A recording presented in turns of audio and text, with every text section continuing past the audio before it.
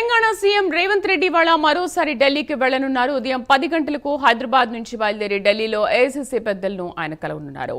శాఖల కేటాయింపులు, కార్యవర్గ విస్తరణపై అధిష్టానంతో రేవంత్ రెడ్డి చర్చించనున్నారు. అలాగే స్థానిక సంస్థల ఎన్నికల ముందు ఎస్సీ వర్గీకరణ, బీసీ కుల గణనపై భారీ బహిరంగ సభ నిర్వహించనున్నట్లు సమాచారం. దీంతో ఇవాళ సభల తేదీలను ఫైనల్ చేసే అవకాశం ఉంది. మా కరెస్పాండెంట్ చందు పూర్తి సమాచారం అందిస్తారు. Chandu, CM Revanth Reddy Delhi tour updates ఏంటి వాళ్ళు? మరి కాసేపట్లో సీఎం రేవంత్ రెడ్డి ఢిల్లీ బయలుదేరి వెళ్లనున్నారు. నిన్న మంత్రివర్గ విస్తరణ జరిగింది. ఈ నేపథ్యంలో వారికి శాఖలు కూడా కేటాయించాల్సిన ఉంది. ఈ నేపథ్యంలో ఏఐసీసీ దగ్గర కూడా శాఖలకు సంబంధించి చర్చించే అవకాశం కనిపిస్తా ఉంది. ఇక మరోవైపు నిన్న మంత్రివర్గ విస్తరణ తర్వాత కొన్ని పార్టీలో కొన్ని పరిణామాలు జరిగాయి. ముఖ్యంగా ఇబ్రహీంపట్నం ఎమ్మెల్యే మల్రెడ్డి రంగారెడ్డి కూడా మంత్రి పదవి ఆశించి భంగపడ్డారు. ఆయన అడిగారు.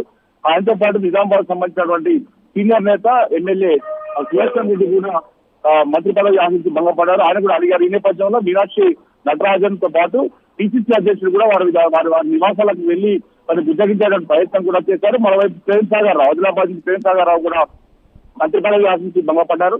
ఈ నేపథ్యంలో నిన్నంతా అలకలు కొనసాగాయి. ఈ పరిణామాలన్నింటినీ కూడా అధిష్టానం పెద్దలకు సీఎం రేవంత్ రెడ్డి వివరించే అవకాశం కనిపిస్తోంది. మరోవైపు మరో ముగ్గురు మంత్రులను కూడా నియామకం చేయాల్సి ఉంది. ఈ నేపథ్యంలో పూర్తి స్థాయిలో క్యాబినెట్ విస్తరించాలని కూడా ఏఐసీసీ పెద్దల్ని కోరే అవకాశం కనిపిస్తోంది. ఎందుకంటే పూర్తి స్థాయిలో క్యాబినెట్ ఏర్పాటు చేస్తే పాలన మీద దృష్టి సారించవచ్చు, పూర్తిగా పాలనపై పట్టు సాధించవచ్చు అనే ఆలోచనలో సీఎం రేవంత్ రెడ్డి ఉన్నారు. ఈ విషయాలన్నింటినీ కూడా ఏఐసీసీ పెద్దల ముందు ఆయన ఉంచబోతున్నారు. మరోవైపు చూసినట్లయితే స్థానిక సంస్థల ఎన్నికలు కూడా రాబోతున్న క్రమంలో ఖచ్చితంగా ఇప్పటికే ఎస్సీ వర్గీకరణ, బీసీ కులగణన చేశారు కాబట్టి ఈ భారీ బహిరంగ సభను ఏర్పాటు చేసి తద్వారా స్థానిక సంస్థల ఎన్నికలకు వెళ్లాలని కూడా ముఖ్యమంత్రి ఆలోచనగా ఉంది. ఈ నేపథ్యంలో ఈ అంశం పైన కూడా ముఖ్యమంత్రి ఏఐసీసీ పెద్దలతో మాట్లాడే అవకాశం కనిపిస్తా ఉంది. మరోవైపు మొత్తంగా తాజాగా జరుగుతున్న పరిణామాలు కావచ్చు.